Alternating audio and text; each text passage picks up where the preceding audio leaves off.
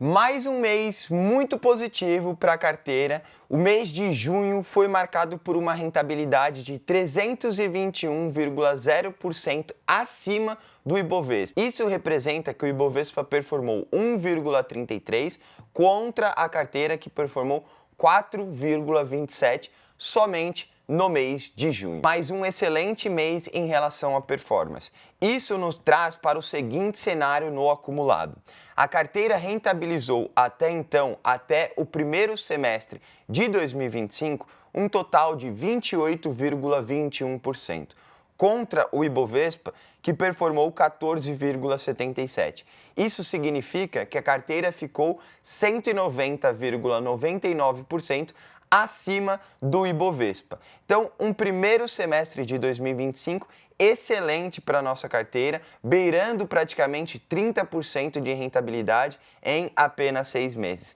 Temos mais 6 meses para finalizar o ano. Esse período no qual nos encontramos está sendo marcado por um elevado nível de incerteza, no qual eu vou comentar mais para frente. E este cenário de incerteza fez com que eu trocasse 2 ativos da minha carteira. Mais para frente, sinalizarei para vocês quais são.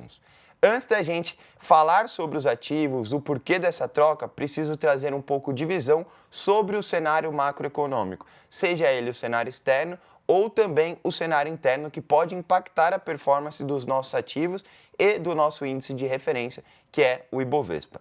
Então, vamos começar analisando o cenário externo. O mês de junho foi marcado também por muita volatilidade. A gente teve uma guerra rápida, vamos dizer assim, no Oriente Médio, com a ação norte-americana que levou preocupação aos investidores e trouxe uma alta repentina para o preço da commodity do petróleo. Isso impactou diretamente diversos ativos do nosso Ibovespa. Mas, com boas notícias, essa guerra se encerrou e por enquanto não traz mais preocupação para o Oriente Médio e para o preço do petróleo, que impacta diretamente a inflação do nosso país. Então, este, por enquanto, é uma página virada. Claro que sabemos que o Oriente Médio é uma região que qualquer faísca pode vir a gerar novos conflitos, então é algo no qual devemos vir a monitorar nos próximos meses, mas no dia de hoje a gente não tem mais essa preocupação, por enquanto, em relação ao conflito Israel, Irã e Estados Unidos.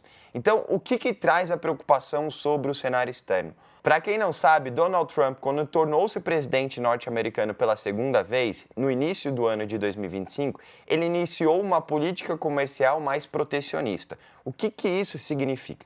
Significa que ele trouxe retaliações em relação às tarifas implementadas por outros países. Os Estados Unidos, por se tratar da principal economia do mundo, o principal país do mundo, alguns outros países, na relação comercial, tinham tarifas mais altas do que os Estados Unidos implementavam sobre os produtos desses mesmos países. Portanto, Donald Trump trouxe retaliações. Só que essas retaliações, ela traz um novo dinamismo entre a relação comercial dos países. Ou seja, a China, por exemplo, que demandava produto agrícola dos Estados Unidos, pode vir a demandar de outros países. Então, é isso que estava acontecendo. Porém, no começo do mês de junho, a gente teve Donald Trump revogando essas tarifas até quando? Até o dia 9 de julho de 2025. E é exatamente o mês corrente no qual nos encontramos. Durante esse um mês no qual ficamos com as tarifas interrompidas, apenas 2 países buscaram um acordo comercial. O primeiro deles foi o Reino Unido e o segundo acordo comercial que se deu foi com a China, um acordo muito importante. Porém, não foi um acordo na sua totalidade, foi apenas setorial. A gente teve um acordo comercial com foco em terras raras, que tem um foco no setor de tecnologia. Então, os Estados Unidos e a China entraram em um acordo apenas em relação às terras raras. Porém, as outras tarifas que foram implementadas podem voltar em vigor dia 9 de julho de 2025.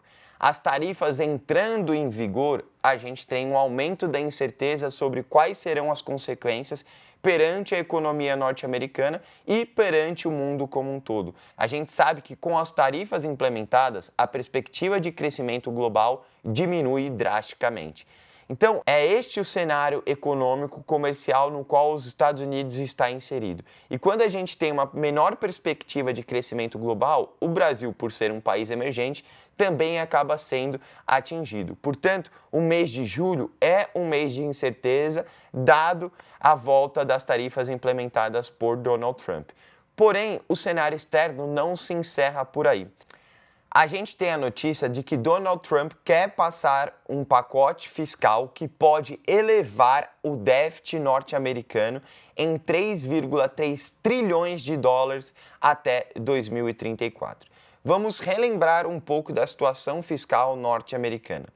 Para quem não sabe, os Estados Unidos sempre foi a maior potência econômica do mundo. Porém, ao longo dos últimos anos, a dívida norte-americana vem subindo drasticamente. Para quem não sabe, a nota de risco mais elevada que a gente tem perante as agências é o famoso AAA. Os Estados Unidos tinham essa nota AAA das 3 agências de risco. Agora, nos últimos anos, acabou-se isso. Os Estados Unidos não é mais AAA. A última a rebaixar a nota dos Estados Unidos foi a Moody's, que realizou isso em 2025. Então a gente tem uma classificação de risco para a dívida norte-americana despencando, já não sendo a nota mais elevada, e a trajetória da dívida, como eu mostrei para vocês, mostra um crescimento desse déficit, desse endividamento norte-americano. O que isso pode sinalizar? Sinaliza talvez que o Fed não vai ter tanto espaço para corte de juros como se esperado.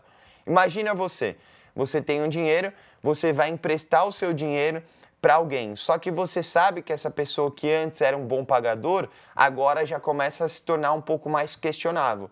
Você, na hora de emprestar, vai exigir uma maior rentabilidade.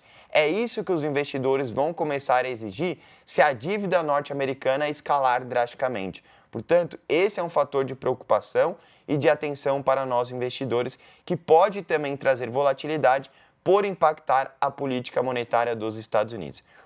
Então, recapitulando, conclusão sobre o cenário externo. A gente tem a política comercial, as tarifas que entrarão em vigor no dia 9 de julho de 2025. E do outro lado, a gente tem os Estados Unidos se endividando demais, que pode impactar a taxa de juros norte-americana. Então, esse é o cenário no qual devemos ficar atentos e que pode vir a impactar a performance dos nossos ativos. Já quando falamos do cenário interno, a gente tem uma complicação política e econômica entre legislativo e o executivo. O que é o legislativo e o executivo? O executivo nada mais é do que o presidente Lula e o legislativo é o Congresso. Então, vamos recapitular um pouco. No ano passado foi lançado a LDO, que é a Lei das Diretrizes Orçamentárias, que nada mais é que uma projeção orçamentária dos gastos e receitas do governo ao decorrer do ano de 2025. Quando foi feita essa LDO, superestimou a receita e subestimou os gastos. Ao decorrer dos meses, em 2025, percebeu-se que a gente estava longe de bater a meta fiscal. A meta fiscal para o ano de 2025 é trabalhar e entregar o ano no 0 a 0, ou seja, receita menos custos igual a 0. Esse é o nosso objetivo no ano. Percebendo que estávamos longe do objetivo, o governo veio a trazer novas medidas fiscais para aumentar a arrecadação. Essas medidas fiscais foram o aumento da alíquota do IOF, que depois eles voltaram atrás em algumas medidas, mas manteve outras medidas desse aumento do IOF. E para compensar, eles também trouxeram o aumento da alíquota do LCI, LCA, CRI, CRA e a unificação dos impostos perante os produtos financeiros em 17,5%. O governo trouxe essas medidas para quê? Para aumentar a arrecadação. Porém, a gente está tendo um impasse entre o Congresso. A gente teve o Congresso derrubando um decreto presidencial, coisa que não acontecia há muitos anos, desde o Plano Real. Então, a gente tem o Congresso interferindo nas atitudes do Executivo. Isso mostra que o governo Lula está perdendo a sua governabilidade. Ele não está mais conseguindo implementar os seus projetos, as suas ideias dentro do Congresso. E isso leva a uma preocupação. Isso já traz uma antecipação do que pode ser a eleição de 2026. Agora, esse caso trouxe o seguinte cenário. o presidente Lula subiu essa revogação que o Congresso teve para o STF. Então a gente tem, nesse caso do IOF, os três poderes envolvidos: o executivo, o legislativo e o judiciário. Isso traz uma incerteza política e econômica para o nosso país. O STF vai ser a favor do executivo? Vai ser a favor do legislativo? Como que os investidores, como que o mercado vai interpretar as consequências dessa atitude? A falta de governabilidade do governo. Então, dado esse cenário econômico e político que temos, eu vejo que a gente também tem um elevado nível de incerteza e um momento um pouco mais delicado. E por que eu digo um momento delicado? Bom, porque o Ibovespa se encontra dentro de uma consolidação entre a região de topo histórico e a região de pullback. Mas agora, no início do mês, ele se aproxima da região de topo e demonstra falhas novamente. Isso mostra que ele pode vir a buscar a região de suporte mais uma vez, e se perder essa região de suporte, abre espaço para um movimento vendedor de maior intensidade. Por isso que eu digo, é um momento crucial. Eu até deixei aqui no gráfico para vocês uma região no qual estou atento para esse possível pullback, caso ele ocorra. É a região dos 129.500. A gente tem aqui uma coinfluência, ou seja, a gente tem o histórico do ativo mostrando que é uma região muito relevante. Deixei aqui selecionado a quantidade de topos que aqui foram formados. A gente tem passando aqui também a média de 200 períodos, que é uma média de extrema relevância. E a gente tem também 50% de retração da pernada de alta ao longo de 2025. Então, a gente tem uma coinfluência: histórico do ativo, média de 200 períodos e 50% de retração da pernada de alta ao longo do ano. Então, essa região pode ser uma região-alvo caso o Ibovespa venha para um movimento de correção mais profunda.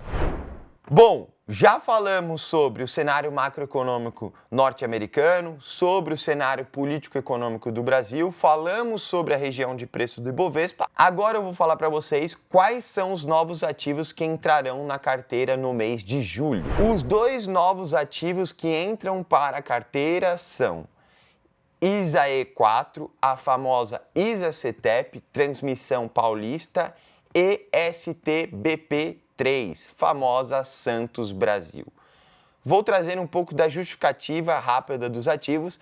Claro que, para quem quer mais informações, quer uma análise mais completa, por favor, acesse o blog da Clear Corretora, que estará aqui embaixo do vídeo. Bom, ISAE4 é uma empresa de transmissão de energia. Ela entrou para substituir a Taesa. E por que eu fiz essa substituição? Porque a Taesa, nos últimos meses, teve um forte movimento de alta, se valorizou bastante. Então, eu vejo que se o Ibovespa corrigir, Taesa tem espaço para correção também. Já a ISAE4, a famosa Transmissão Paulista, ficou mais consolidada, está um ativo mais travado. Então, ao meu ver, é um ativo que pode permanecer um pouco mais travado ou até mesmo abrir espaço para novas altas. Os seus múltiplos estão muito abaixo do histórico que o mercado paga pela empresa. Então, além de ser uma empresa perene, uma empresa do setor de energia elétrica, é uma empresa que está muito descontada. Então, eu fiz essa substituição de Taesa por Transmissão Paulista. A segunda substituição se deu da seguinte forma: saiu Suzano da nossa carteira e entrou o Santos Brasil. Como todos já sabem, a gente já tinha uma alta exposição perante o setor de papel e celulose, porque a gente tinha Suzano e Klabin. Então, essa foi a escolha de manter apenas uma empresa do setor de papel e celulose. E nesse caso, a escolhida foi Klabin, porque eu vejo que Klabin tem uma melhor perspectiva futura do que Suzano no dia de hoje. E entrou o Santos Brasil. Como eu mencionei por vocês, o mês de julho está sendo marcado por um elevado nível de incerteza.